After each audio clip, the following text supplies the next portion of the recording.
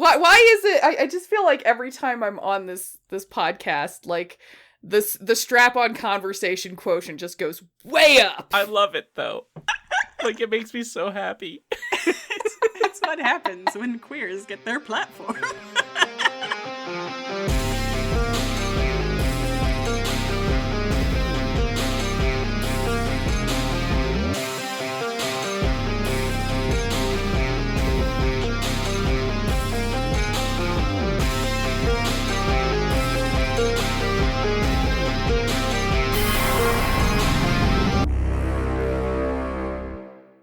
Welcome to the Skiffy and Fanny Show, Torture Cinema.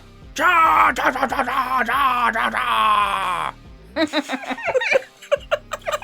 do believe that is the Martian translation for, it's called Ghost of Mars, for Christ's sake. Why would people take this movie seriously?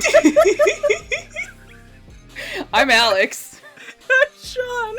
I'm Becca. And on today's show, we'll be discussing 2001's Ghosts of Mars, written, directed, and scored by John Carpenter for some reason or other, which our Patreon supporters selected because they're absolute monsters. I mean, honestly, I read the lines that I'm given, but actually, I don't believe that you guys are monsters, because I at least enjoyed myself. So, thank you for having me watch this absolutely ridiculous gem that is the first on-screen kiss of baby Jason Statham.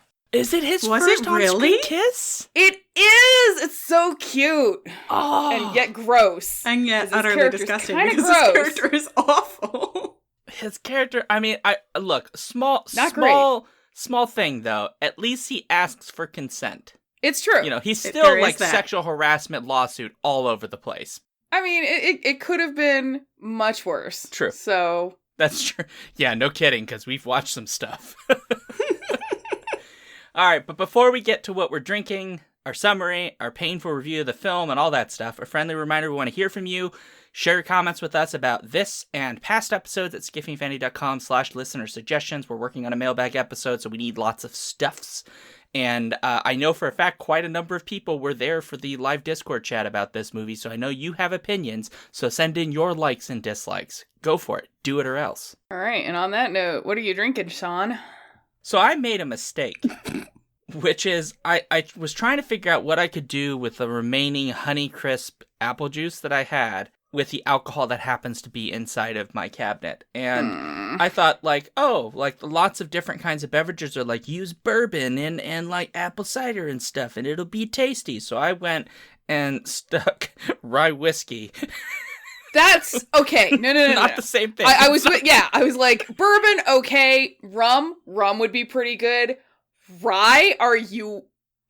You're not a mad genius. You're just. Are you a college need student help. who's got like $10 left? Because that sounds like a college student who's got $10 left. Is it rye whiskey from a plastic screw top bottle?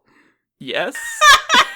He is a college student who has $10. So sorry. I rest my case. There's that, and Angry Orchard and Honeycrisp apple with 2 cinnamon sticks that have not soaked worth shit. And so there's no cinnamon flavor anywhere in this. And already, having drunk some of it, I can tell you that this is going to be an interesting podcast. Sounds like fun. What about you, Alex? Well, I mean, I thought Becca was going to go first, since some of us know how to read a script, but I will tell you that I too am drinking something apple-related. I'm having a snow-capped cider, Gold Rush, which is a blend of English and French cider apples. Wow, it actually tells me the kind of apples. I'm not smart enough to read these names. It's fine. But it's a Colorado-grown cider. It's quite delicious. It sounds yummy. Yeah, get your local cider. But you say Colorado, does that mean it's like grown, like there's a cider tree? Because Yes. if so, I want Absolutely. that immediately. Yeah, yes, you go to the cider tree and you pluck cans of cider directly off the tree. What a Yes. gold mine. Well, that's why it's called Gold Rush. There you go. There you go. Making connections. So, what about you, Becca? I am drinking a very nice hard root beer from Aldi. It's called Big Ooh. Brother. Is it watching you? Big Brother's watching me drink this alcohol. Quite nice of him. I mean, literally, if your cell phone is in the room, so Yeah, but Just well, yeah.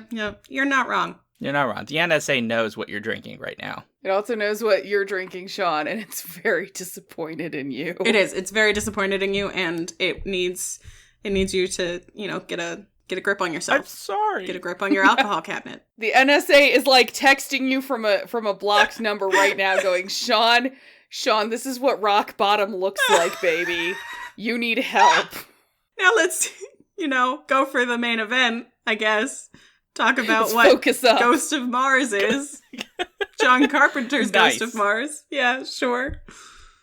Well, go on, Alex. What is the plot? So, the plot of Ghosts of Mars supposes a future where Mars has been colonized and is mostly terraformed and is run by a matriarchal society. None of these things actually really have a bearing on what goes on. I think John Carpenter just wanted to make, like, a heavy metal zombie movie and decided to put it on Mars just because it was sillier.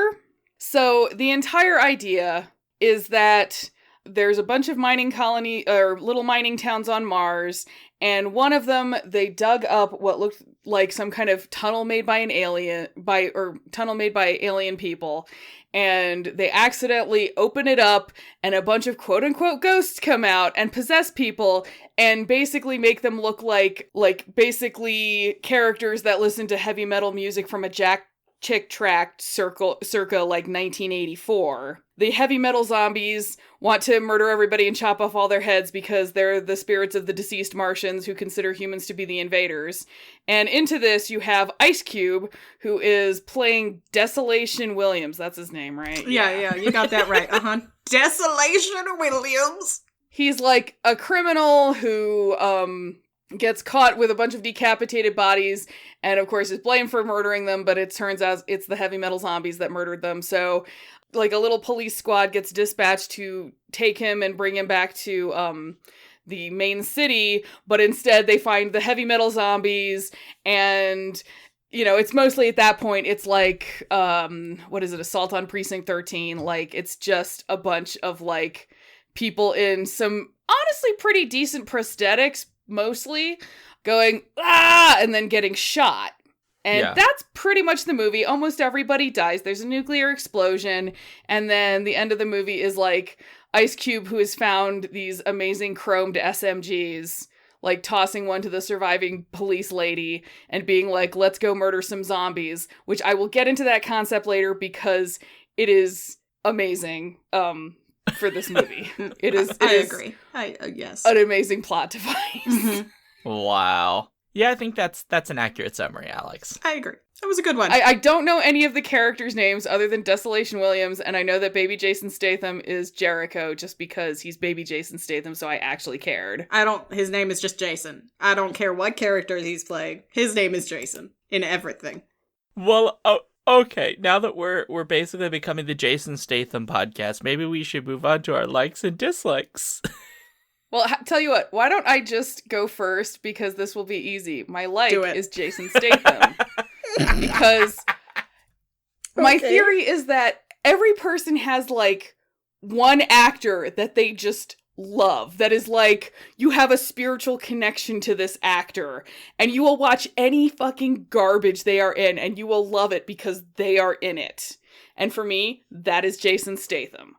And so I enjoyed this because it was baby Jason Statham, and I love him, and the only person I've ever met that loves him more than I do is my friend Gav, who, like, is more of a fanboy than I could even hope to be, and has seen some of the movies that I still haven't seen. So, like, it made me happy that he was there. It was weird that he had hair, but, it was okay. Also, you noticed his biceps were, like, not nearly as big around as they are these days. I mean, this is one of his first movies. I think before this, all he had was Snatch and Lock, Stock, and Two Smoking Barrels, and then, like, before that, he was, like, a background dancer in some video shorts, which is just amazing to think about. I'm picturing it in my brain right now. Thank you. I'll have to go look that up. No, if you look it up, one of the roles, he is literally silver painted dancer, and I'm like, I want to see that. So the interesting thing about Jason Statham in this movie... And we have returned to the Jason Statham Stan podcast. Welcome. You're welcome. He originally was going to play Desolation Williams in this until, and I shit you not, They decided they needed real star power and went for the thespian himself, Ice Cube. Okay, but see, I read that fact too, and I was like, initially I thought it was funny, and then I was like, no, actually, considering at that point, all the world had seen Jason Statham in when he wasn't painted silver and dancing in the background was Snatch and Lock, Stock, and Two Smoking Barrels. I mean, you know, they're like kind of classic fave cult movies now, but I don't know how big they were at that point. They weren't very big. He was not a name. Like, it would have been a huge thing for him if he'd been the lead, but Ice Cube was a way bigger name than him at that point, which is amazing. That's really my point of reading that fact out is less that I recognize Jason Statham is definitely not a household name at this point, but the idea that they decided Ice Cube was the person they thought would have the sufficient star power for this movie is really hilarious. Not least of all because Ice Cube is possibly one of the worst actors in cinema. He's only done one movie that I would argue he is good in, and that's Friday. That's it, Friday. That's the only movie. And just the first Friday, none of the dumb sequels, none of that shit. Jason Statham at least can kick you in the face. What can Ice Cube do? I mean, he could rap, but he never raps in his movies. Yeah, and I mean, he's not the actor that Ice-T is. Yeah, Ice-T can actually... I honestly would like Ice-T in this. You know, yeah. Now that I'm thinking about it. I am a dedicated fan of Law & Order SVU. I love Ice-T. He's good on that. Now all I can think of is off. the John Mulaney skit. I'm sorry. I'm out. But let's be honest, this movie would have way more gravitas if it had Ice-T in that role. I mean, to be fair, the movie would have way more gravitas if it had any skilled actors besides baby Jason Statham. No, Pam Grier is in this for 2 seconds. Yeah, she's in it for like 13 and a half seconds before her head gets cut off. She's the captain of the like Mars space crew. She's the lesbian captain. Correct. I was appreciative of that, other than she was like sexually harassing her underling. Yeah, and here's the thing. Pam Grier, not good in this movie, and gets really not a lot to play with here, and is not, I would argue, very well prepared for the physical nature of the role that she's playing, which I will blame on John Carpenter. And yet also is only in this long enough to have her head cut off. So, I mean, it's a John Carpenter movie. Most people are only in it long enough to get messily murdered. I mean, not a bad thing. I guess I will note that when you say the movie would have had more gravitas if blah, I do not think that what John Carpenter was going for was gravitas. Oh, no, absolutely not. But we have gotten off track once more. So no, that's the point. That's the point. No, we don't stay on track. This movie doesn't stay on track. It keeps going to fucking flashbacks. It's the flashback inception. Yeah. God damn it. I mean, we'll get to that when we get to the dislikes, but like, yeah, anyway, baby Jason Statham, it was lovely to hear his dulcet tones, so to speak. At least, after sexually harassing his coworker, at least he asked for permission to kiss her, so, and get his first on-screen kiss, so bless. Good for him. And then, I mean, I did notice that of the crew, he was the only one who we didn't get to see, like, get beheaded or whatever. He just gets, like, pulled under a pile of zombies and repeatedly stabbed, so he could still be alive on Mars. Dun, sequel, Ghosts of Mars 2, Son of Ghost. Well, I mean, they definitely did try to set it up for a sequel. Oh, God. So the audacity that they thought there might be more. Actually, so since we're still on Jason Statham and being a little like, so this is where I want to propose that this movie is actually sympathetically linked with the Doom movie. Oh, I was waiting for that reference to come out. Oh yeah, because I mean, it's like Portal to Hell, heavy metal space zombies, similar concepts, and then the linkage between them, right? Okay, so Ghosts of Mars, you have baby Jason Statham, and then Doom, I want to say, wasn't that one of The Rock's first movies? Yeah, it's pretty close to one of his first films. He did Scorpion King before that. So we've got Jason Statham and The Rock, and then much further down the road, now Jason Statham and The Rock have been brought together by the Fast and Furious franchise. So what it is indeed symbolizing is that Ghosts of Mars and Doom are perhaps like the same movie taking place in parallel dimensions, tied together by Jason Statham and The Rock and their brotherly love for each other. So basically, you're saying the entire cinematic universe is just an extended Hobbs and Shaw cut? Yes. I will accept that answer. I'll take it. What's interesting is that in a lot of ways, this film is just like a discounted version of Doom, which is saying something because Doom's not a great movie. What's weird to me is, like, John Carpenter says that he made this movie intentionally to be campy. And I don't think he understands quite how a campy movie necessarily works, but I'll give him credit for at least what he went for sort of kind of He nailed it with the ending. That is the one point I will give him. He nailed the tone that he was going for with the very last scene. Yeah, with the like the chromed SMGs and the leather coats. Yes. Correct. And them doing the like bit about her not wanting to be a bad guy and him not wanting to be a cop. Like, that was hilarious. That was perfectly on brand.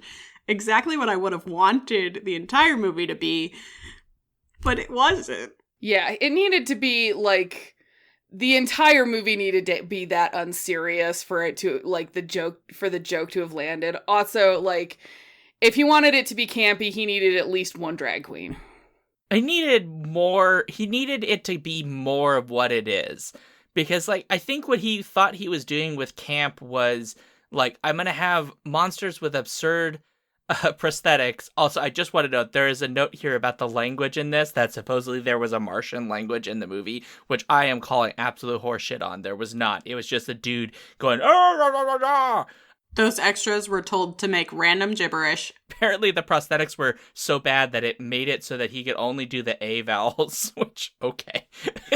But, like, it just seems like he doesn't quite understand, like, how the campy... Like, the big part of the camp is, like, there needs to be, like, really good witty dialogue that, like, is kind of, like, little puns and little funny bits. But there's not a lot of that here. I mean, Ice Cube has, like, 8.5 lines in this movie. Oh, the dialogue's terrible. And It's not terrible in a fun yeah. way. It's just terrible. No, It's it was not just good. badly written. And it bothers me because I think you're right, Becca. That end scene is kind of the tone that he really was going for. And it almost seems at that moment that they might have a rapport, you know, as the actors. Like, they've got a good comedic timing. It almost seems like it's there. But it's like 3.5 seconds at the end of the movie. Yeah, it's really disappointing. Because I would have loved that movie. I know I would have. Oh, That yeah. would have been way more fun. It would have been like the trash we all deserve. Yeah, like if I'd gotten the sequel of just them fighting their way out of the city with all of those like quips and back and forth and tossing guns to each other, it would have been fantastic. But that's Yeah. not what I got. Instead, I got, you know, a red gypsum mine and bad script and just, you know, people sticking things through their skin. Which is fun. Mm. You know, you can do that on a summer vacation. Well, So, you know. I mean, this is supposed to be like, so one of you needs to do a like, because But that's up to Becca. Becca, go for it. Give us your like. I did actually genuinely like the soundtrack. Oh, Yeah. no. No. Sorry, I don't want to steal it from you, but like, No, that's not a like for me. oh, it's not. It's not a like. I thought it was No. the one thing that gave the movie like any sort of differentiation from, you know, just being another crappy film. Like, well, I mean, I feel like the soundtrack is what made it feel like Doom, like a Doom Yeah. movie. Definitely. Yeah, because it's got definitely. that like late 90s, early 2000s, like Yeah. everyone thought hard rock was in. It's meant to be a heavy metal soundtrack, and it delivers. Oh, no, it doesn't. Okay, come mean- on. Okay, Becca. just the I mean, mere no. presence. See, I'm gonna join with Becca on this one because Oh. the thing is, the soundtrack is workmanlike and does what it's supposed to do. As much as I would love to hear any of those kings shred for like 10 minutes straight while I headbang, that is not the function of a movie soundtrack. Exactly. It perfectly accentuated the story. Well, maybe not perfectly because the story wasn't perfect at all, but it accentuated the storyline really well. And, you know, when you take a look at what the tracks are named, you know, you got to admit that having a track named Pam Grier's Head, when you decapitated Pam Grier, is just really nailing it on the head. Just, yes. Perfect. Oh. Also, it's John Carpenter. Like, if you don't like the soundtrack, was it really a Carpenter movie? Mm-hmm.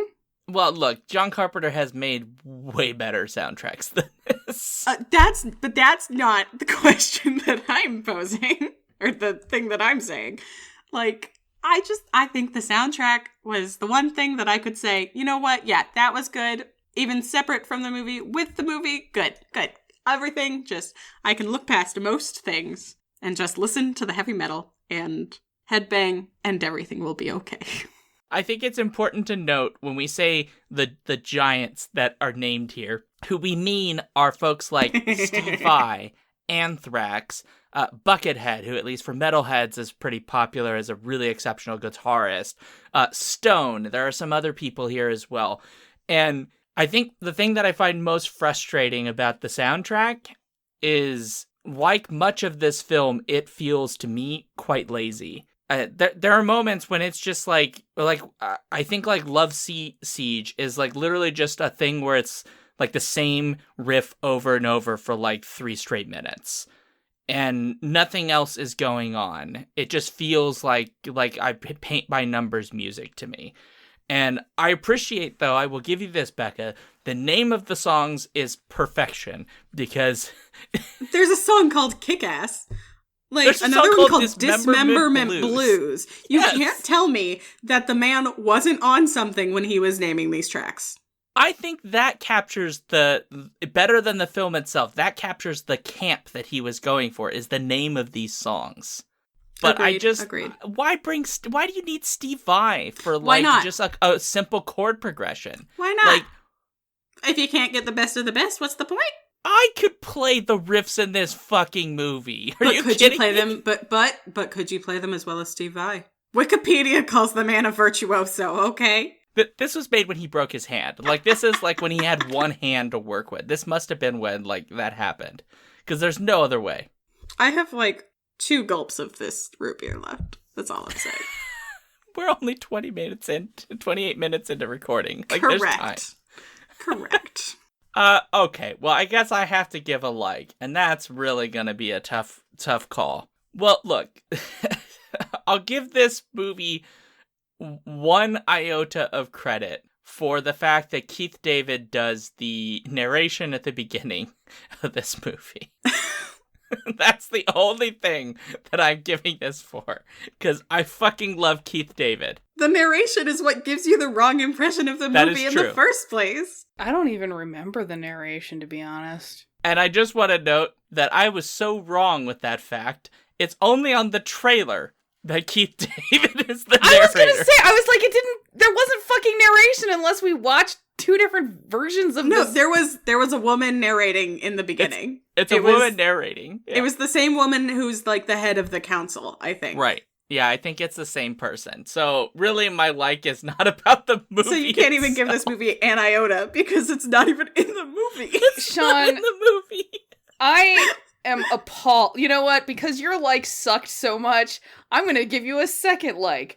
I loved the fucking practical effects in this movie. I love it whenever John Carpenter is like, let's sever somebody's head. Just because. With like flying sharpened circular saw blades. Why the fuck not? I fucking loved all of the like dismembered limbs. It was amazing. It was so John Carpenter. I will just note that Ice Cube has nominated this as his worst movie he has ever been in, almost entirely because the budget for special effects was so low they couldn't do any of the things John Carpenter wanted. I forgot about that! Okay, but I will give you this. The makeup people on this, the makeup artists on this movie had a ton of fun. And I'm happy for them. I'm not super happy that I got to see somebody pushing, a steel rod through their face, but like, kudos to them for making it look realistic and awful. I mean, this film deserves some credit for having a fairly small budget, not being able to do all the stuff that they wanted, and trying to do the best that they could with the minimum. I mean, like, this is a film that clearly was set up as having a bigger effects budget, and they obviously couldn't do, although they basically blew $28 million, like, making a gypsum mine red for some reason. And only made half of that back. Yeah. They probably got a rebate, I certainly hope. Well, do you get a rebate when you pour thousands of gallons of red food coloring over naturally white gypsum mines? Do you? Anyone want to start off with what their dislikes are? So, my dislike... Like, I get the movie was supposed to be extremely campy, but on a script level, the entire concept of these ghosts is so fucking stupid. I just cannot. It was, in fact, horrific.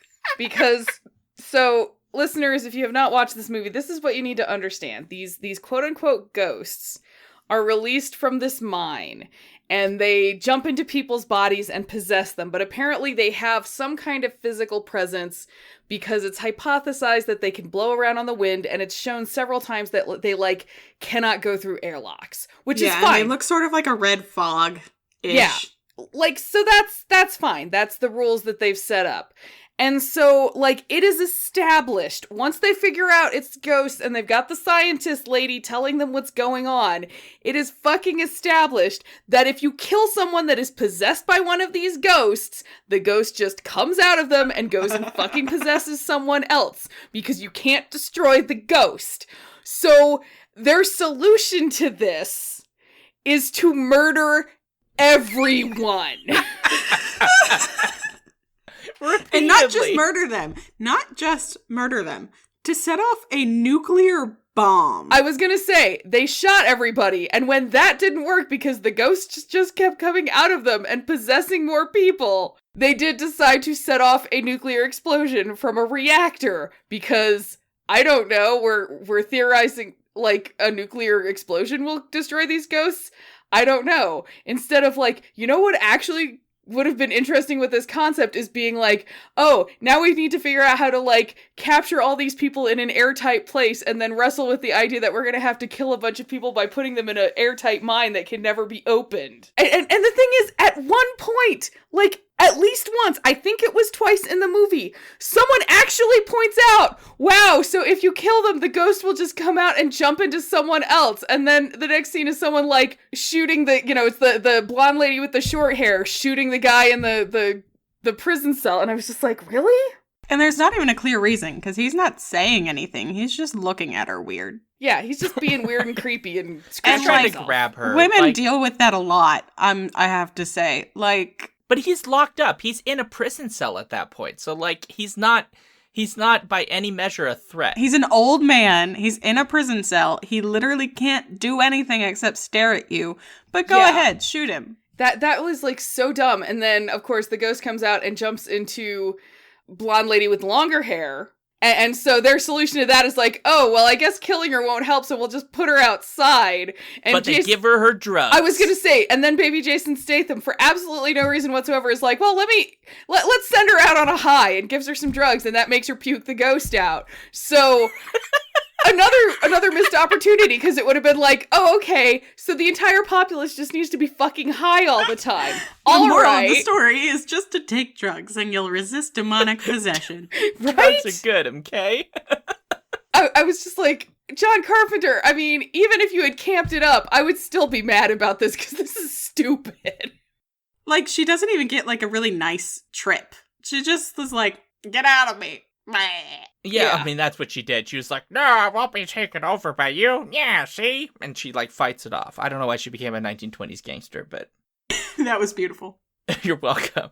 I think what cracks me up about this one particular sequence is the fact that it's such a plot contrivance that they could have easily gotten around, because she takes drugs at the beginning of the movie, so clearly they want there to be a through line. But why don't they have her take drugs while she's, like, super stressed out from the fact that there's, like, a weird ghost plague that's killing everybody, and then have her high when she gets infected, and then she goes, oh, the difference was that I was high on this stuff, and here's some of my stash bros. Yeah! That would require a level of self-awareness that this film does not possess. This film wants us at one point to think drugs are bad, because both the main character and one of the side characters do drugs, and both of them are noted as having a problem. Although, to be fair to the main character, she doesn't cut her own finger off. That other guy does, because I guess that's how you cut open a can of whatever bread or whatever that is. Like, what is that? I honestly don't remember anything about that. Oh, he literally, one of the women is, like, trying to open it, and he's like, oh, like, Mamacita, let me do it. I think he literally says Mamacita to her, because of course. And he goes to, like, cut it open, but he's, like, taking some sort of aerosol stuff that makes him so high that he cuts his own finger off. And the movie just moves on like that was not a big deal. Was that why that happened? Yeah, he was high. He was Oh so my high he God. couldn't. Yeah. Okay, this movie just can't get its messages straight. I don't. No, yeah, like, are drugs bad or are they good? Which one is it, movie? I mean, perhaps he's trying to signal that they are both bad and good depending on the situation, but of course nothing ever happened. She was just like, cool, I was high and I fucking spat out a ghost. Back to shooting all the people that are full of ghosts. I really thought you were just gonna say fucked a ghost. I almost did, but I stopped myself. I fucking ghost. I feel like this movie would have been more interesting if someone had fucked a ghost. At least it would be like Alien Resurrection, right? Like It couldn't have made it any worse. Yeah, I mean, except for the part that, like, the fucking one alien just goes, ah, da, da, da, da, like, all the time, which, no offense, but that would ruin the mood.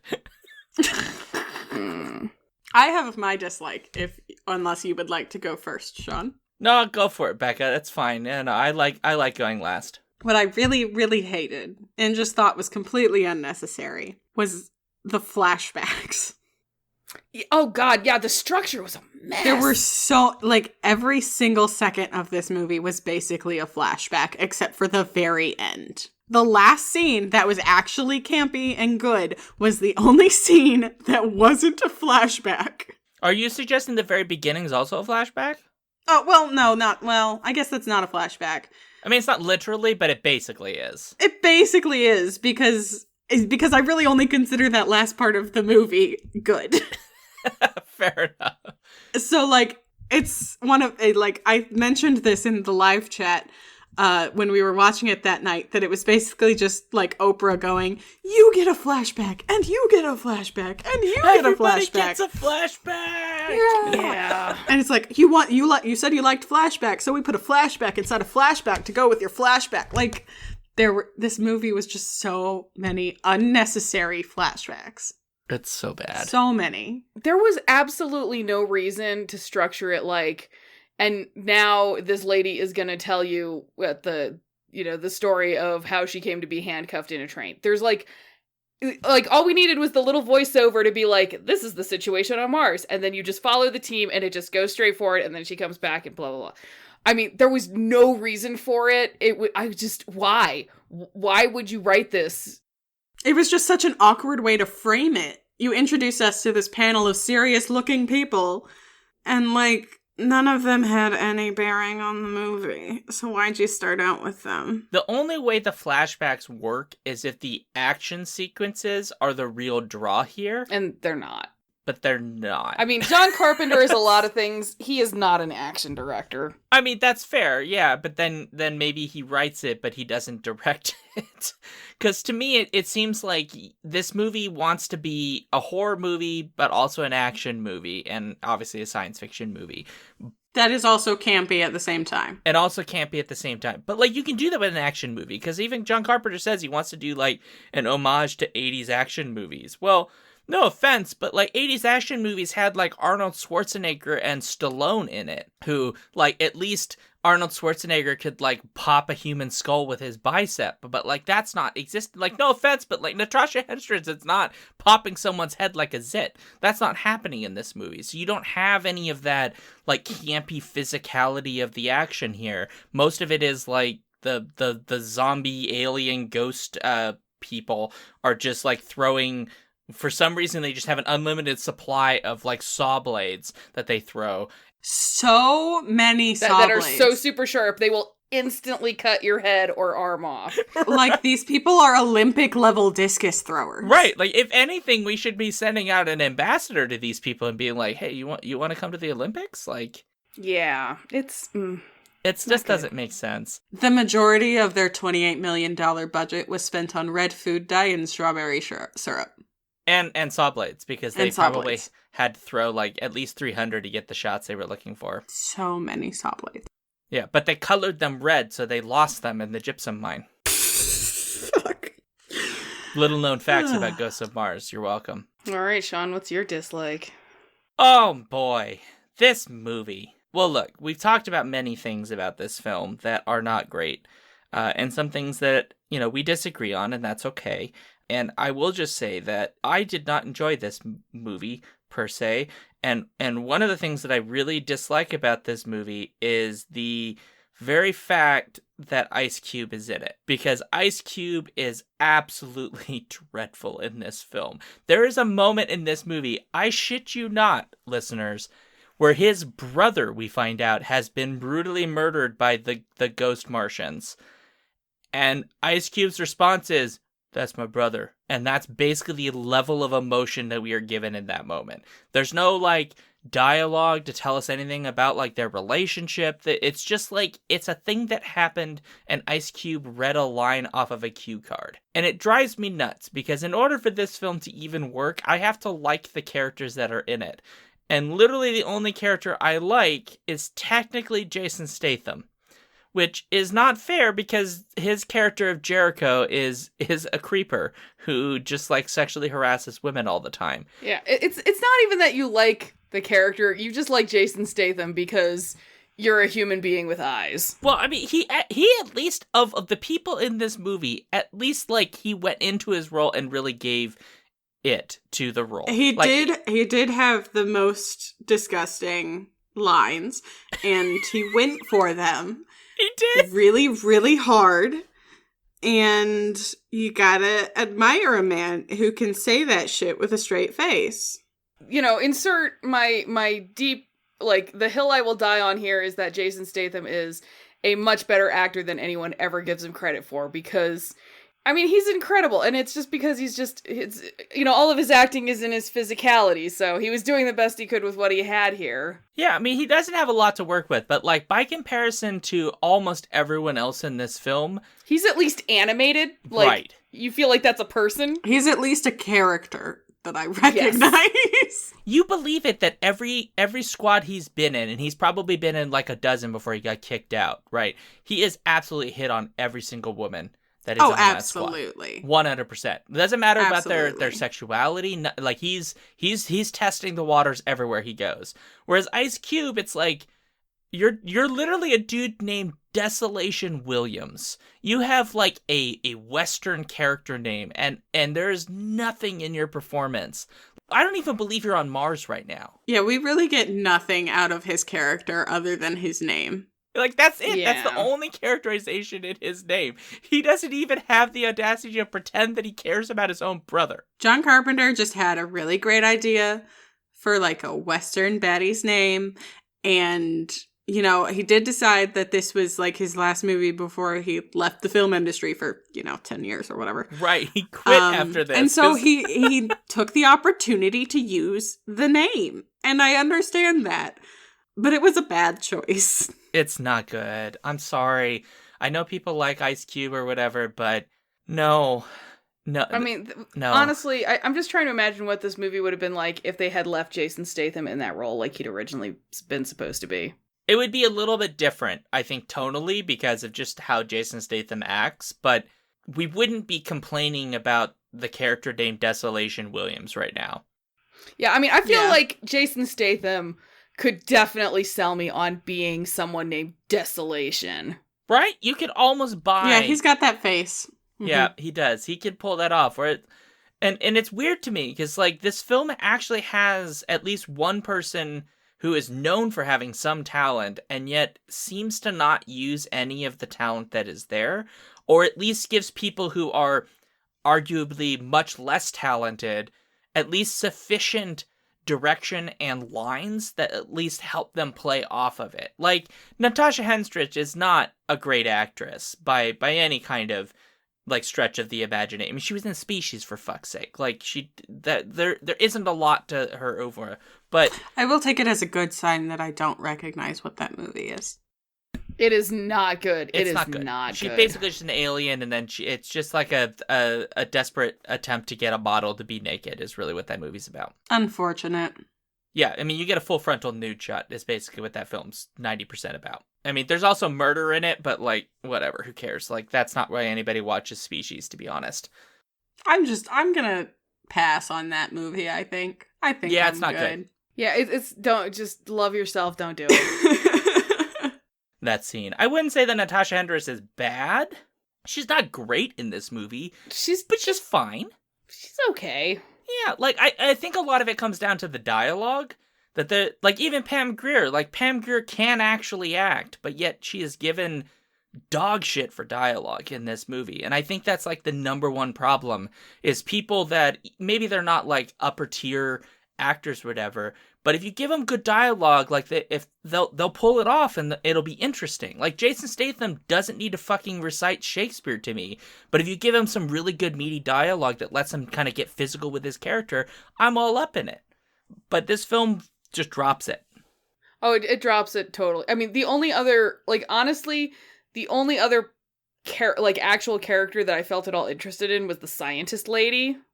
Yeah, she was actually like a decent character. Yeah, but I mean, at least I felt like, I was kind of like, oh, what's her deal? And then you find out her deal, and you're like, oh, you're causing all of this, and you killed everyone. Cool. All right, yeah, that explains why you're being kind of squirrely. Yeah, that tracks. Yay, evil scientist. Her amazing lesbian hair, I loved it. She did have really good hair.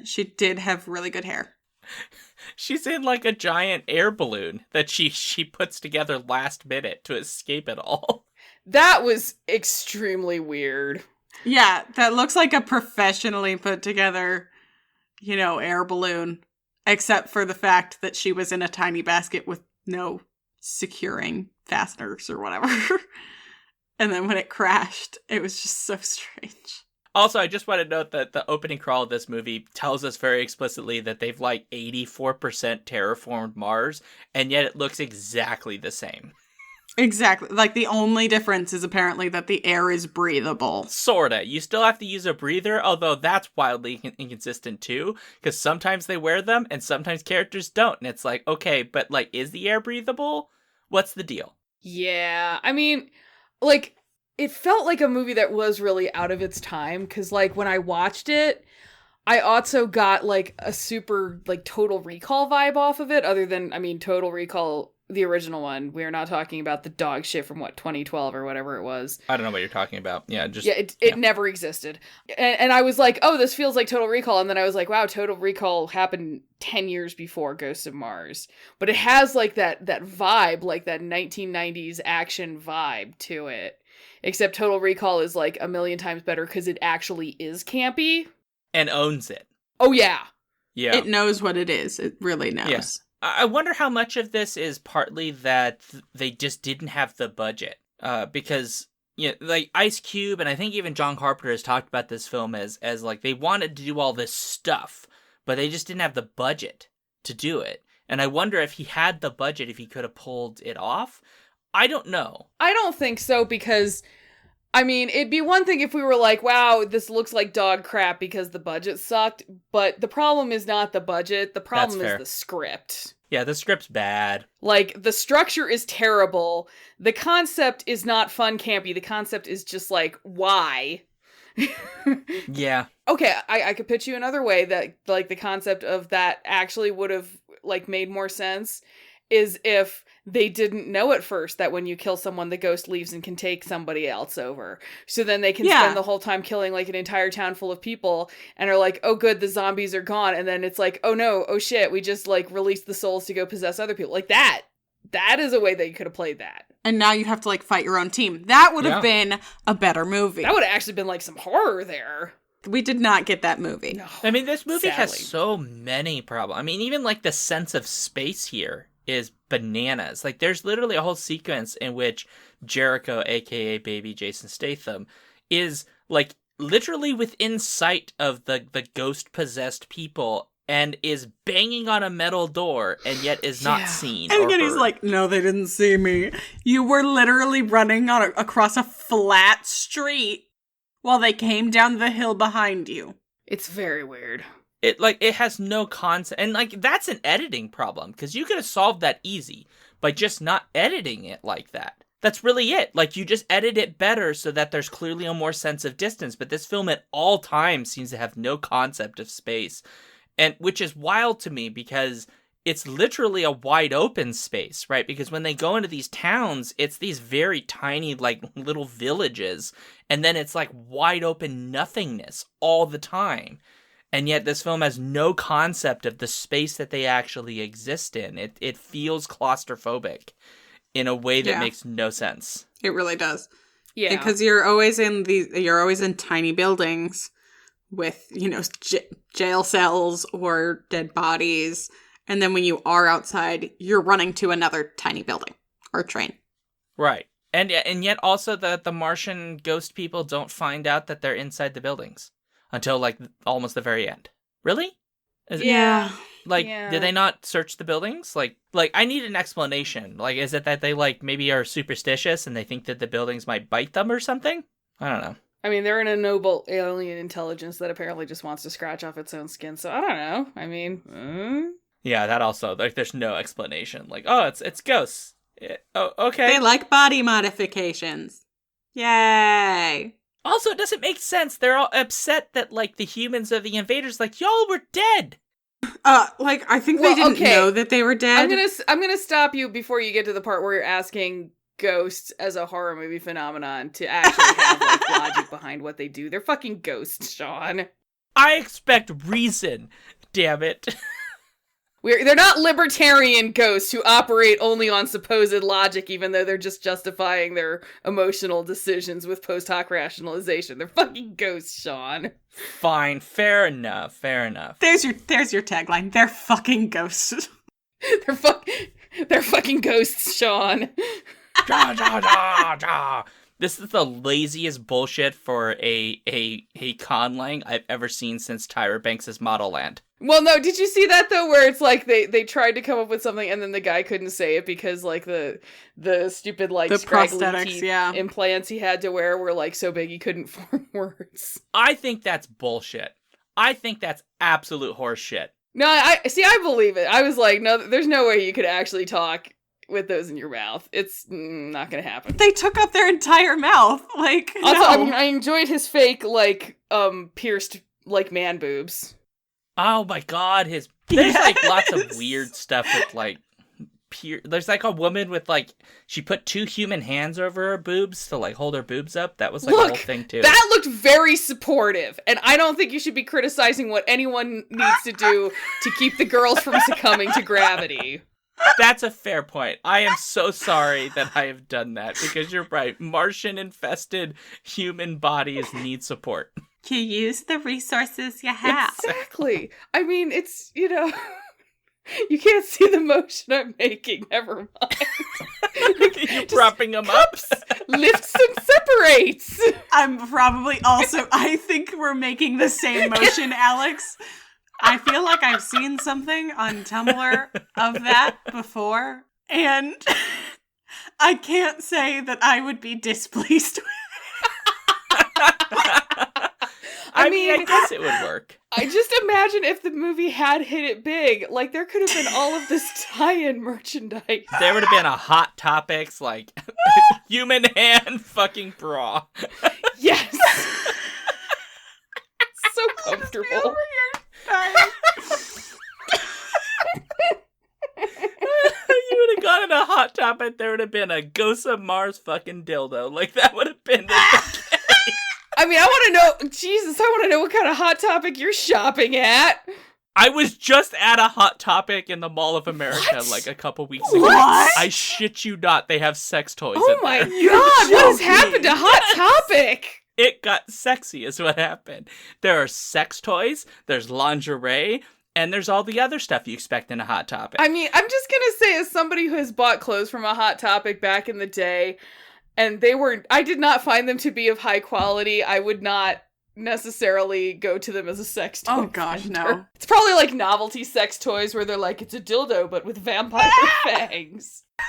It's Pickle Rick. We call this one heavy metal.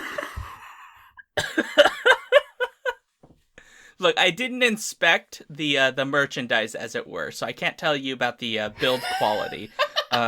I just noticed that it was there and realized what section I was in, and then I was like, okay, yeah, I need to maybe continue Lord. moving on. Oh my god, in the Mall of America, what the fuck? I was surprised. I'm not gonna lie. Like, in the Mall of America. I never thought that Hot Topic would be that store. And honestly, And though, yet. are you really surprised? Like, you've been to a Hot Topic, Like, like, no, in no, the early times. I'm not surprised. I'm not angry. I'm just disappointed. No, see, I am surprised because to me Hot Topic was always like, you know, the under 18 goth on a budget. So I feel like, I don't know. I'm not feeling too comfortable with that. Yeah, they're selling, they're selling the dildos next to the Neon Cat pins, I mean, you can get a Pickle Rick mug right next to a dildo. Yeah. And they're both of the same franchise. Yeah, I mean, I don't know if there was a Pickle Rick dildo. I can't believe that there's not. It would not surprise me if that is it, if you couldn't get that. Like, I mean, okay, I just went to the fucking Hot Topic website because I just want to see if this is the thing. I just want to note that they sell a fucking Captain America shield waffle maker. And you're telling me there's also dildos? Are you serious? Do they have dildos too? Not so far that... Oh, you know what, fine. We'll just type it into the search. Welcome to Torture Cinema, where we answer the hard questions. Okay, well, I'm sorry, but the hot top... you can get, like, bondage pants on a budget at Hot Topic, but they say it is not... There are no matches for the word dildo on their site. Thank you. I will just correct myself. It was Spencer's. I literally said I would expect it out of a Spencer's. If you listen to my recording, I literally said Spencer's. I told you. It was right. I know, you're right. Spencer's is very different from Hot Topic. Which makes much more sense because Spencer's has always sold those things. For the record, I also would not recommend buying sex toys from Spencer's either. Correct. Yes. Please do not. I would not recommend it. Not great for your health.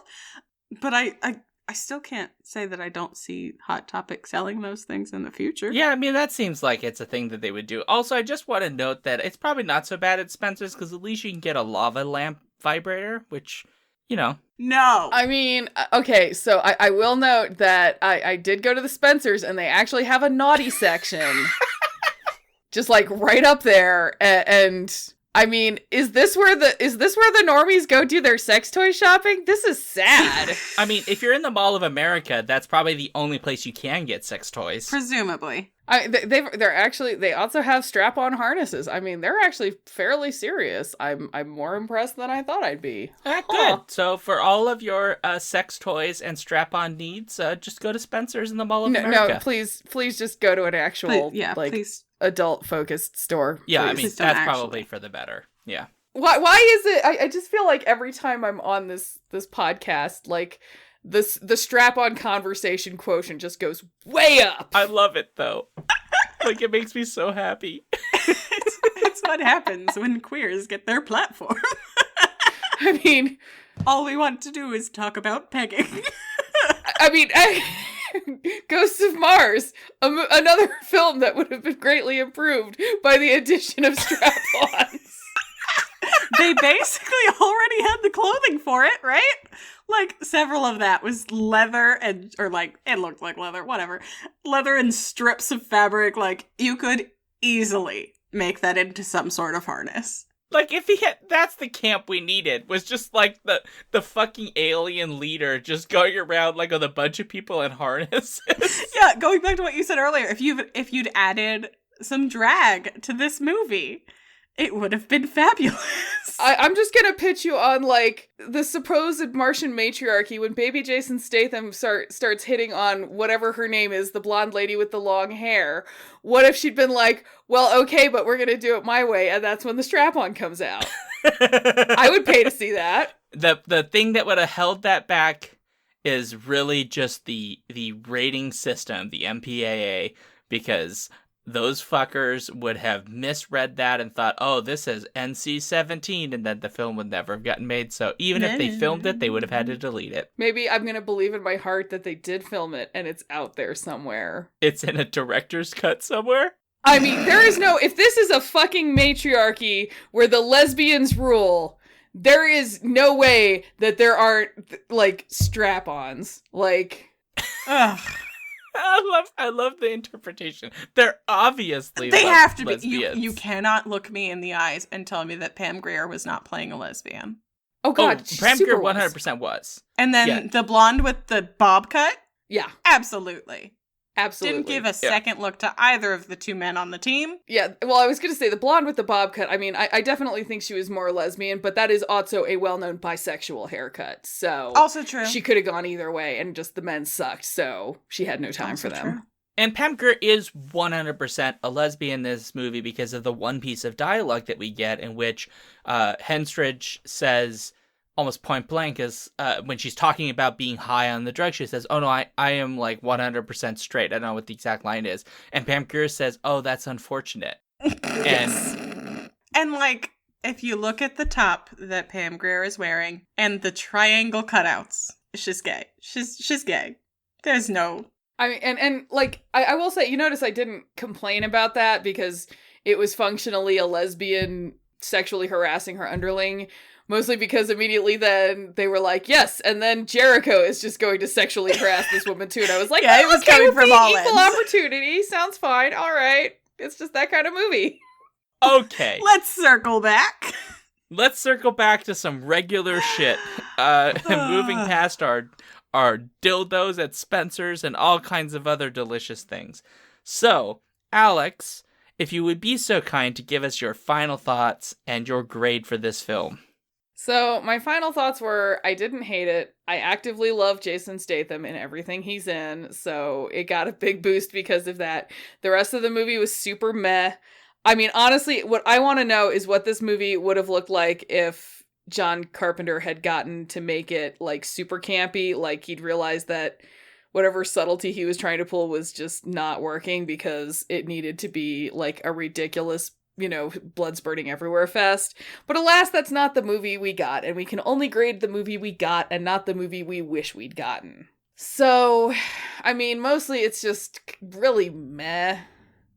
And I'd almost be inclined to give it a D, but it had baby Jason Statham in it, so it actually bumps it up to a C. A full C? A full Yeah. C? Damn. I love that man. Wow. And no one faults you for it. Okay, so final thoughts. This movie was, as much as it wanted to be good, it was just boring. I wish I could, say that as a person who likes, B movies, like B trash action movies, I wanted to like this, but I just, it didn't follow through enough on what it wanted to be. So I would give it a C-, because I do love baby Jason Statham, but everything else about this movie just belongs in a garbage, like in a dumpster. That's fair. I can't. I think that's a totally fair grade. Also, would either of you like to fathom a guess at the Rotten Tomatoes rating for this movie? 9%. Oh, it's gotta be low. It is a 22% rating. Oh, Jesus. Wow. Unless that That's has all been... the Jason Statham fans. Mm-hmm. Yeah. Yes, I do believe it 20. is. 22% of Jason Statham fans gave it a 100. Oh, wait, it's actually down to 21% now. Just because we talked about it. The Statham hive was not, powerful enough. Oh, boy. Sean, final thoughts on your grade? Yeah, so I did not enjoy this movie, but I give it credit for not being the worst movie from this period of my life, because that definitely goes to Mortal Kombat Annihilation, which is one of the worst things I've ever watched in my life. So much so that I have not been able to finish it yet, because it's so goddamn bad, and that will be a torture cinema film at some point. You're welcome. This film, not great. Terrible dialogue. I enjoy the idea of using saw blades as a projectile weapons, even though everything about the action in this is poorly done, and Ice Cube is absolutely god-awful and terrible.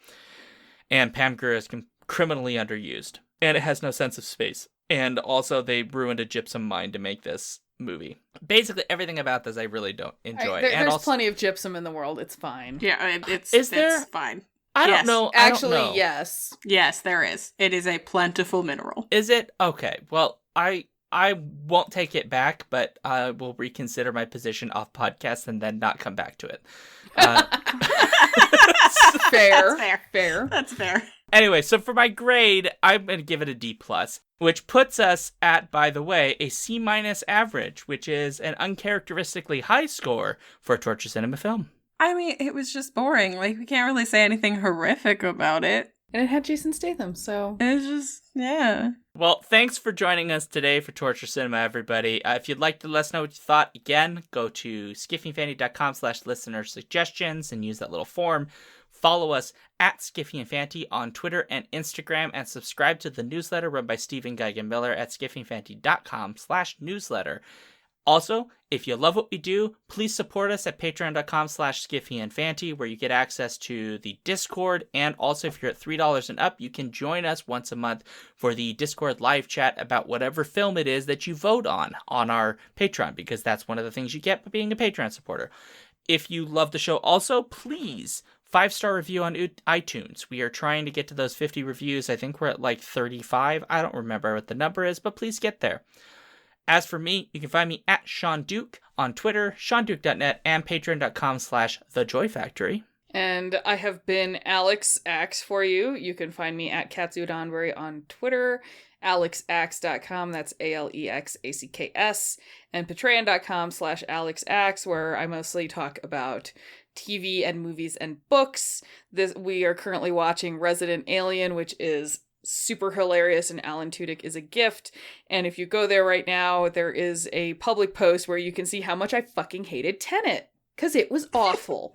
Aww. And I've been Becca Evans. You can find me on Twitter at BeccaE96. And I also do accessibility work and social media for Strange Horizons magazine.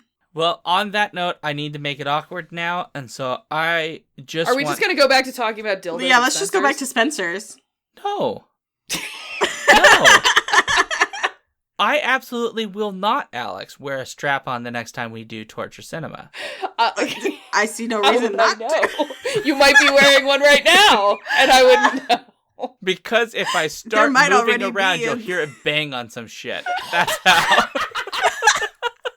There might already be a Pickle Rick dildo on its way to your door. Awkward ending and scene. You're welcome, citizens. You're welcome. We do our best.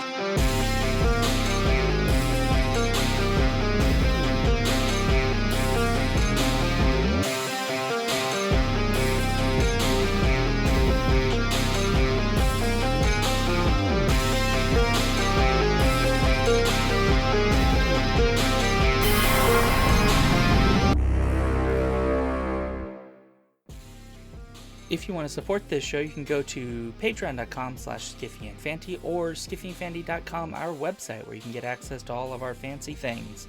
Our music comes from Holy Mole. You can support him and his work at patreon.com/holymole.